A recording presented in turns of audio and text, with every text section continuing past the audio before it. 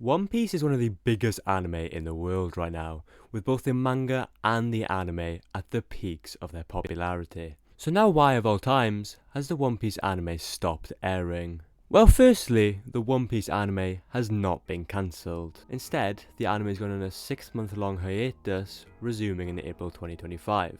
But I'm sure even those who've kept up with the behind-the-scenes production of the anime will find this a shock. But this is a possibility that the One Piece anime has been slowly moving towards for the last 7 years now. Firstly, I just want to talk about the highs and lows that the One Piece anime has been through. Because, to put it bluntly, the anime's quality has been quite shit at times, with horrendously off-model characters at its darkest of times. But don't take this the wrong way, thinking that the staff are lazy or aren't passionate about the series, because it's actually the opposite. The staff absolutely love One Piece, and would try their hardest to make it the best quality that they can. The lack of quality in the anime was thanks to its schedule. This led to a lack of time for animators to actually, animate the show, and it also meant that key parts of the process were missed, like animation direction. And it's thanks to this why One Piece's characters look so off-model in arcs like Dressrosa. But all this changes during the beginning of the Whole Cake Island arc. During this time, Toshinori Fukuzawa took up the role of series director, and with this came a lot of changes to how the One Piece anime is made. First of all was the split of the chief animation director role and the character designer role. Firstly, I'll just quickly explain what both these roles do. The character designer is quite simple. They're responsible for designing the characters. Now you're probably thinking, doesn't One Piece already have a character designer, Eiichiro Oda, seeing as he draws the manga and makes the characters obviously? You wouldn't be wrong. But also you are wrong. And that's because the role of the character designer in the anime production is to transfer these manga characters, or maybe original characters in some cases, to adapt them for anime. And this is because Oda's drawings are way too detailed for the average anime production. So obviously they have to get someone to adapt them so they can move. Now the chief animation director is a little more complex. It's their role to look at the drawings done by an animator and then correct them. What this means is they'll look at the drawing and they'll compare it to the character design sheets created by the character designer, and then they'll make them more similar. At least that's the simple way of putting it. Now in a normal seasonal production, the chief animation director and character designer are roles done by the same person. For example, Chikashi Kubota was the chief animation director for One Punch Man Season 1, and he was also the character designer for One Punch Man Season 1. And this is also the case for One Piece. But then Fukuzawa decided that these roles needed to be split, bringing in Keiji Ishikawa as the new chief animation director. And this is quite a smart decision, because if you look at the arc before Whole Cake Island, we're skipping Zoe here, but Dressrosa, that had some of the most off-model characters in the entire anime. And this is because the role for character designer in the One Piece anime is just extremely demanding in its own right. If you just look at how many characters are present in this series, every single one of them needs their own design sheet, and that's without including things like changing in costumes, because that needs its own character design sheet as well.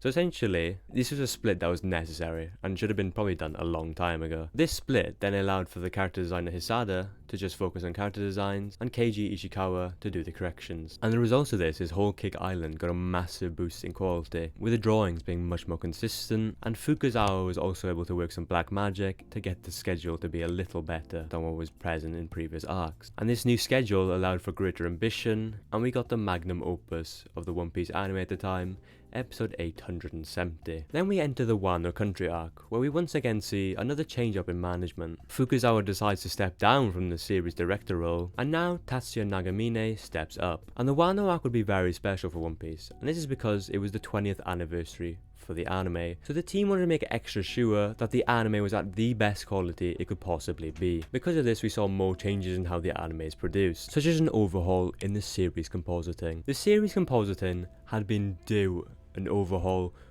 for years at that point, with every new arc making it look more and more outdated. And the Wano arc finally changed this, bringing the anime to a whole new quality. If you want to look at how important compositing is, just look at the Demon Slayer anime, or most of JJK Season 2, apart from that episode 16.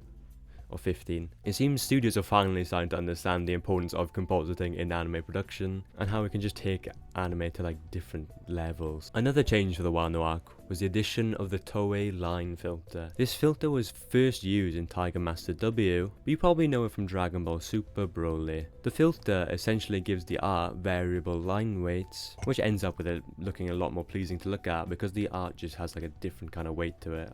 It's hard to explain, but that's like the best I can do. It looks like the series schedule had also gotten a little better as well, as the WANO arc was full of high production episodes, and all of this contributed to the distinct look that the WANO arc had. And the quality brought to the WANO arc was then continued into the Egghead Island arc, and we saw another big change in the anime's art style. But it seems the biggest change for the anime is its up and coming break. Let me explain how the One Piece anime is actually made. Most animes are produced through the production committee system. This is where many companies invest a small amount into getting an anime produced. This is done to negate any potential losses that could happen, and normally the companies get some like added bonus as well, such as like rights to make toys. But the One Piece anime uses a different method. It uses the sponsorship system. It's quite rare these days, and is mostly only used for established IPs. But in this system, companies sponsor the creation of the anime. For the One Piece anime, this is Toei Animation, the company who actually animates it, Shueisha Inc., the company who publishes the manga, and Fuji TV, the company that actually distribute the One Piece anime. And what this means is that for certain decisions, all companies must agree.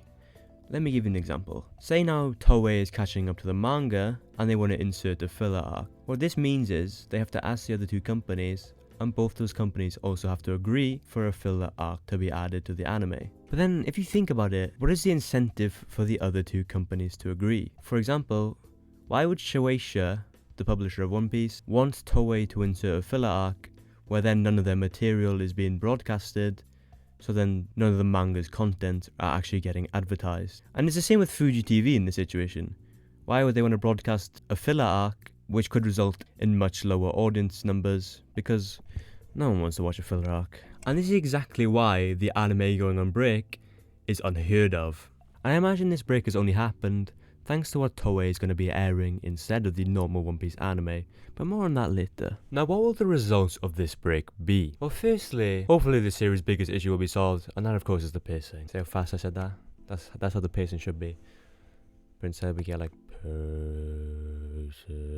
don't even know what I'm doing anymore. And I won't lie, I stopped watching the anime a couple of years ago now, and that's because it's so fucking slow. Really, from this break, that's all I'm hoping is the series pacing gets a little better. Of course, like the One Piece manga is not like other manga, and that is to say, Oda has gone on record to say that he condenses that shit, where he just puts as much thought and like ideas into the manga as possible, which kind of makes it a worse product overall, because the One Piece manga's paneling is ass, and that's just because Oda's got so many ideas but not enough time. And the One Piece anime does help on this. It does expand on ideas that Oda just didn't get the chance to in the manga. So I hope that continues, but just please, less reaction shots.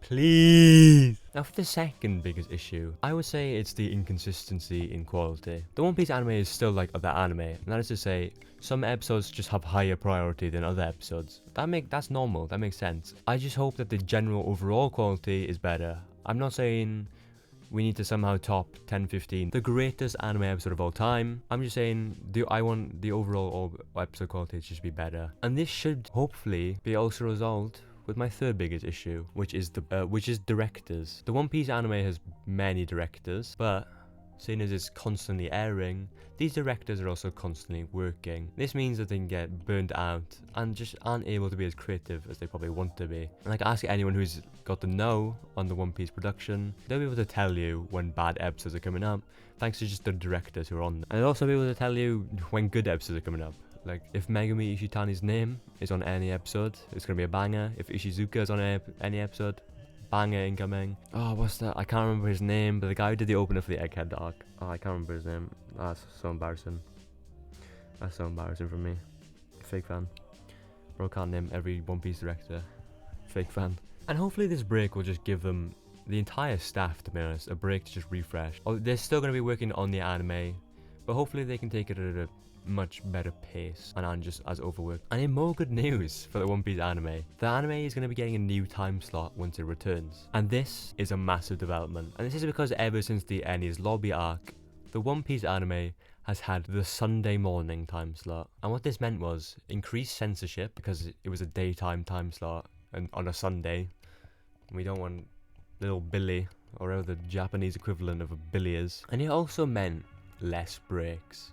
And this is because the Sunday time slot had the anime team producing 48 episodes a year, whilst the time slot the anime had before then, I think it was 40, but it was much less. Now, whilst that sucks for the average the One Piece fan who's like, wants to just watch One Piece every week, it's also just way better for the staff and like the overall quality for the anime, so suck it up, bitch. But the major problem with all of this is that compared to the 25 years the anime has been around now, 6 months ain't shit. If after the 6-month break, the anime just goes back to its regular old roots of just pumping out episodes almost every week for another 25 years, then the same problems are going to reoccur again. But there are signs that this might be the new norm for One Piece. Oops. At the same time the hiatus was announced, a remaster of the Fishman Island arc was also announced. Now, is this a new episode of insert arc title here? You know, the things that I think are kind of shit, to be honest. Not to discredit the work that goes into them, but I think they do just take away resources from the main series, and sometimes just don't look that much better to like justify them.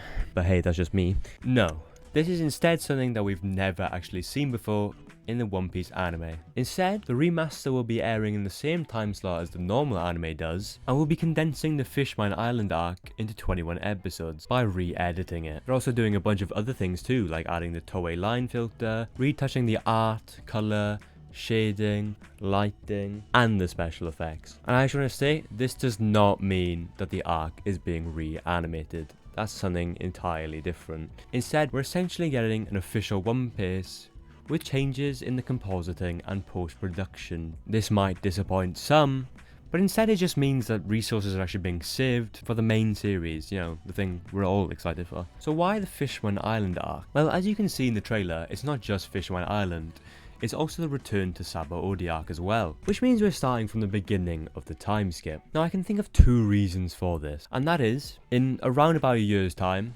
maybe a bit more, the One Piece anime goes on another 6-month break. And this time, we get a remaster of the Punk Hazard and Dressrosa arc as well. So essentially, the One Piece anime will have a new kind of routine, where we'll get new stuff for 6 months, and then we get remasters of old arcs that have horrendous pacing. And the second, arguably worst reason, is that the One Piece special that aired not too long ago also happened to take place in the post-time skip Return to Sabaody kind of like time frame. So they've just decided to go with this arc because it like links. Ah, please, why? That can't be it. That's like too stupid. Or maybe even more cope is that they chose Sabaody for the special because they knew what they were going to do with the recurring arcs, and they knew they were going to start on Fishman Island and then go to Dressrosa and stuff like next year. So like it actually, they seamlessly planned this so that the special seamlessly goes into the remaster instead of the other way around. That's actually so smart. Thank you, Megumi Ishitani. It was all Ishitani! Ishitani planned it. No, just kidding. I don't know. She probably doesn't have that much say in the production process, apart from on her episodes. I'm so glad she got her own special, by the way. That's so cool. That's what a director like her needs. We probably won't see her on normal One Piece episodes anymore, unless it's like something really special. And like I imagine she'll just be put on specials for now, and maybe like a One Piece movie in like a few years' time. And hopefully she gets her own movie, because she deserves it, because she's so talented and cool. And God, she's my goddess, bro. So what does all this mean for the One Piece remake? Nothing. Nothing really. The remake will just continue with its production under the banner of Studio Wit. Shit, did I just say Studio Wit?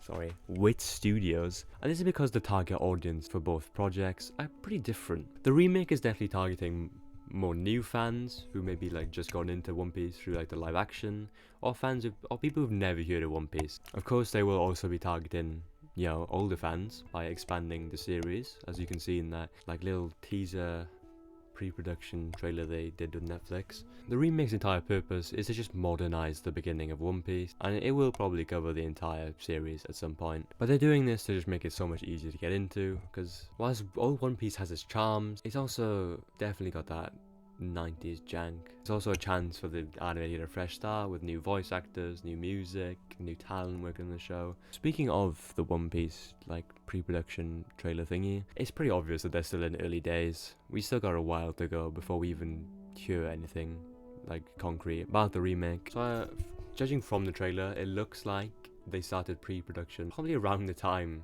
it was announced. Maybe just before, maybe a little after. So yeah, probably gonna be a while before we get any news that like actually matters. Obviously we do other stuff though, that's pretty cool and stuff. But like always, One Piece fans are eating good. Literally the greediest motherfuckers, bro. So hey, if you're not caught up with One Piece, now is the perfect chance to do it. Join us. Join us. Join us. Join us. Join us. Whoa, that hit perfect. That's a sign.